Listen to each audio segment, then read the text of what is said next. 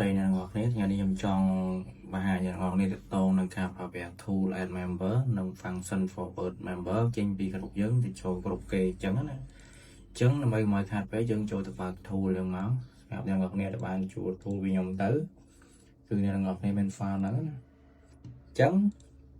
ហើយនេះខ្ញុំមាន account ទាំងអស់20អញ្ចឹងមិនអ្នកទាំងអស់គ្នាមាន account ទេអ្នកទាំងអស់គ្នាគ្រាន់តែចុច add account login account ចូលទៅយើងឲ្យ forward បានចឹងកន្លែងនេះយើងចូលទៅក្នុង function forward pop នេះមានថា forward pop ចឹងបើសិនអ្នកទាំងអស់គ្នាជ្រើសកន្លែងនេះចឹងមានអ្នកទាំងអស់គ្នា forward pop ទាំងអស់ជាក្នុងក្រុមមួយហ្នឹងតែខ្ញុំចង់ forward ទាំងអស់ទេខ្ញុំចង់ forward ដល់ pop ណាដែលខ្ញុំចង់ forward ចឹងណាហើយទាំងអស់ខ្ញុំមានក្រុមនេះខ្ញុំចង់ forward poster ចេញពីក្នុងក្រុមនេះអានេះគឺpop ដែលខ្ញុំធ្វើសកម្មកម្មអញ្ចឹងហើយកន្លែងលើនេះអ្នកនរគ្នាដាក់ link ក្រុមយើងនេះមកនេះដាក់ link ក្រុមនេះមក copy link ក្រុមមកផាសមកអញ្ចឹងកន្លែងនេះគឺយើង copy link post ន័យថាយើងចង់ forward ជា post មួយណាទៀតខ្ញុំមាន post ក្នុងច្រើនណាអញ្ចឹងខ្ញុំអត់ចង់ forward ទាំងអស់ទេខ្ញុំចង់ forward តែ post មួយនេះអញ្ចឹងខ្ញុំចុចពាក្យ copy message ហ្នឹងមកតាមមកយកមកផាសនេះមកចឹងកន្លែងនេះគឺទៅតនឹង link ក្រុមគេបើសិនជាអ្នកនរគ្នាអត់មានទេអ្នកនរគ្នាចូលទៅរក link ក្រុមគេមកនេះហើយអ្នកនរគ្នាដាក់បែបហ្នឹងមកឧទាហរណ៍អ្នកនរគ្នាមានច្រើនក្រុមអ្នកនរគ្នាផាសខ្ញុំខមតអញ្ចឹងទៅតែសារនេះជាវីដេអូបង្ហាញទូខ្ញុំយកតែ5ក្រុមមកបង្ហាញអ្នកនរគ្នាទេអញ្ចឹងក៏បញ្ជាក់តិចអាក្រុមទាំងអស់នេះត្រូវជាក្រុមដែលយើងអាច forward ចូលបានអញ្ចឹងយើងចូលទៅក្នុង tool យើងវិញមកហើយនេះយើងចូលទៅយកអា file មកចឹងមកអា file ផុសមកចឹងនេះចឹងអស់វាមាន5ក្រុមវាបាន load មកហើយនេះវាបាន load មកលើនេះហើយ5ក្រុមអញ្ចឹងកន្លែងនេះក្នុងមួយ account យើងឲ្យ forward ទៅតាមក្រុមទេបើសិនជាអ្នកនរគ្នាមាន account តិចហើយមានក្រុមច្រើនអ្នកនរគ្នាដាក់មក account វា forward ទៅ5ឲ្យទៅអញ្ចឹងណាមានថាមួយ account ហ្នឹងយើងឲ្យ forward ចូល5ក្រុមតែដោយសារ account ក្នុងនេះវាមានច្រើនអញ្ចឹងខ្ញុំដាក់តែមួយឯ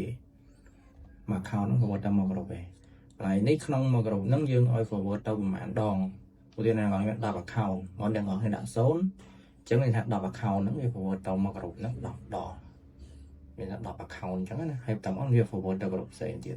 តែខ្ញុំអត់ទេខ្ញុំចង់ឲ្យ forward មក account ហ្នឹងទៅមកក្រុម account ក្រោយ forward ទៅក្រុមផ្សេងទៀតអញ្ចឹងចុចលេខ1មកអញ្ចឹងកន្លែងនេះគឺហើយអស់ហើយអញ្ចឹងបញ្ជាក់បន្តិចកន្លែងនេះ link ក្រុមកន្លែងនេះ link post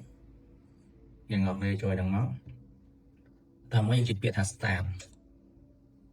ដល់មកធូរនឹងវាដំណើរការនេះគឺវា forward ទៅបានជោគជ័យអញ្ចឹងយើងចង់ដឹងថាវា forward បានដំបូងអ្នកនរគ្នា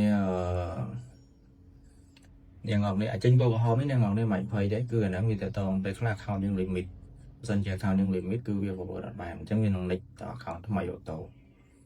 ញ្ចឹងទីហើយខ្ញុំចង់មើលថាវា forward ចូលបានមែនអត់អញ្ចឹងខ្ញុំចុច link ណាក្រុមនេះមកតែបើយើងផាសមកនេះគឺវា forward មកហើយម៉ោង 3:45 នេះឥឡូវម៉ោង 3:46 អញ្ចឹងវាម៉ោងអាហ្នឹងយើងដោយសារអាហ្នឹងវា forward ចូលមុនគេចាំមកយើងមើលក្រុមទី2មើលថាវាចូលមែនអត់បើសិនជាផាសពេលខ្លះផាសអញ្ចឹងអត់ចេញអ្នកនរគ្នាចូលតាម link បែបនេះមកពេលខ្លះអ្នកនរគ្នាអត់ឃើញអាហ្នឹងអ្នកនរគ្នា scroll ឡើងលើមក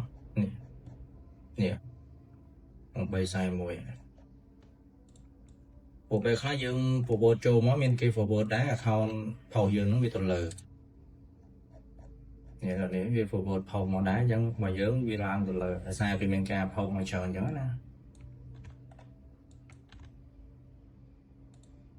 នេះវាចូលមកអញ្ចឹងអាខ្លះណាដែលវាអ្នកចូលមើលទៅអត់ឃើញពេលខ្លះ admin គេ delete មួយទៀតក្នុងក្រុមមួយហ្នឹងវា active ខ្លាំងគឺគេផុសមកច្រើនហើយពេលផុសមកច្រើនមកយើងកាន់ទៅឡើងទៅលើនេះវាចូលមកហើយអញ្ចឹងវីដេអូវាប្រាប់វា tool ហ្នឹងវាមានតែប៉ុណ្ណឹងហើយក្នុង tool ហ្នឹងវាមានមុខងារជាច្រើនសម្រាប់អ្នកនរគ្នាប្រើប្រាស់ហើយសម្រាប់តម្លៃជួលគឺតម្លៃវា tool ទេអ្នកនរគ្នាជួលទៅគឺទៅក្នុង Telegram គឺមាន function នៅច្រើនសម្រាប់អ្នកនរគ្នាប្រើប្រាស់អញ្ចឹងវីដេអូនេះមានតែប៉ុណ្ណឹង